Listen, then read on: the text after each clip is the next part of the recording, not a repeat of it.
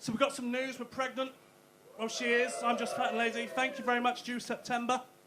But people always react the same. I mean, apart from you, actually, that's the first time I've ever been wooed.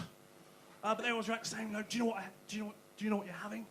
And I'm like, yeah, I just told you, a baby. They don't know, silly. What about the sex? Oh, yeah, no, that stopped months ago. But the best thing about her being pregnant, right, is she's now wearing really stretchy maternity clothing, which is brilliant because I finally got clothes that fit again. Thanks. But it wasn't easy for us getting pregnant, no. We had to go to the doctor for some help. The doctor was great. He did a home visit because we don't have a milkman anymore.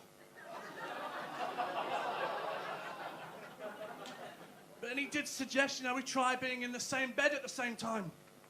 It's the first time I've ever slept with a doctor.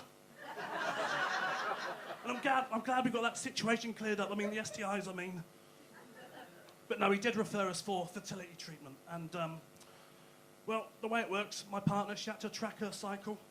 Let me know when her temperature spikes or something about cervical mucus. No, yes, I don't know about you, but I struggle to maintain a smile, let alone an erection, when someone's mentioning cervical mucus before bed. Now, the worst bit for me, I had to give a sample of sperm for analysis. I'm not just handing it out. And you've got two options. Well, first of all, they told us, I've got to tell you this bit, that one of the treatments they talked about was IUI, which is something insemination. Now, a very quick summary of that, it involves my sample of sperm, a super soaker, and years of training at medical school. So the worst bit, I have to give this sample of sperm. Now, you've got two options. You can do it at home or do it at the hospital. Now, the thing is, if you do it at the hospital, they show you to a small room.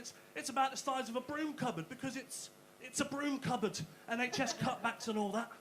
And it's got a little hatch. It's like an ice cream van is pulled alongside. And the nurse will tell you just to pop it in the hatch when you're done.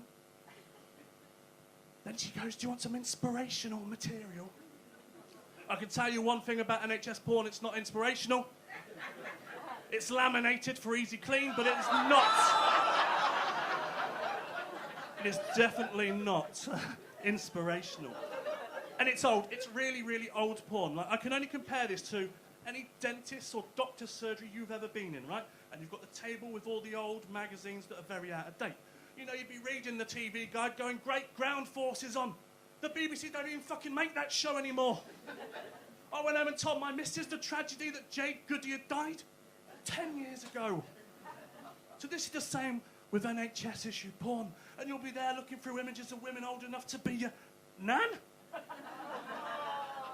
So look, I opted to do the deed at home. Now this comes with added challenges because you've got a 60-minute window of opportunity to get your sample to the hospital. It's like an episode of 24, just shorter. Now you're at home and you've got to find the zone and you've just got to produce the sample, you've got to get changed, you've got to put the sample in your pocket, make sure you put the lid on first. You then got to rush around the house trying to find the car keys and the wallet. You've got to try and leave the house saying goodbye to the 4 cats and the pug. You've got to get in your car and you've got to drive through town. Now, all this time, you've got a pot of your own sperm in your pocket. Now, you better hope and you better pray that you don't get pulled over by the local police. Because this is going to be a little bit awkward to explain away. But you continue through town and you finally get to the hospital. But, of course, the car park's bloody full. You finally get parked, thank God. Don't worry about the ambulance. You run through to the reception, you're trying to navigate NHS signage. There's a North Block, East Block, South Block, West Block. How many bloody blocks does one hospital need? You're running down the corridor. It's more a fast walk, you're not an athlete. And yet you finally reach the counter and there's a sign, closed for lunch. I know, 2 questions. Where is the canteen and were they doing chips?